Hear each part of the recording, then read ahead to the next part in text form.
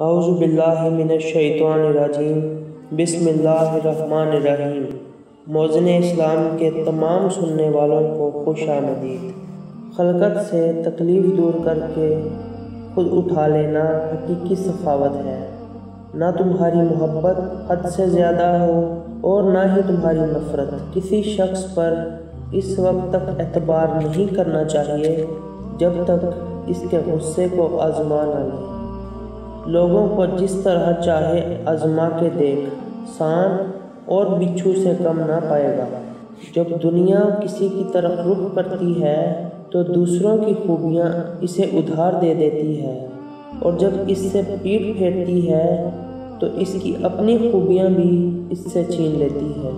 بے وفاؤں سے وفا کرنا خدا کے یہاں بے وفائی ہے، اور بے وفاؤں سے بے وفائی کرنا خدا کے نزدیک وفا۔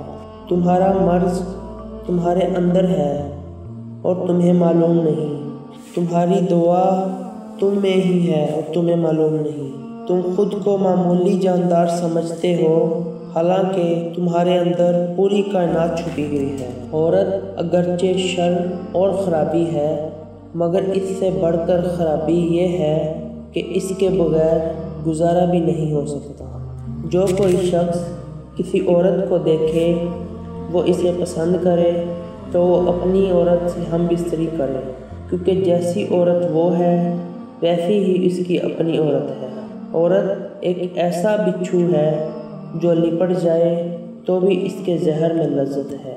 مزید ویڈیوز کے لیے ہمارے چینل موزن اسلام کو سبسکرائب کریں۔ شکریہ۔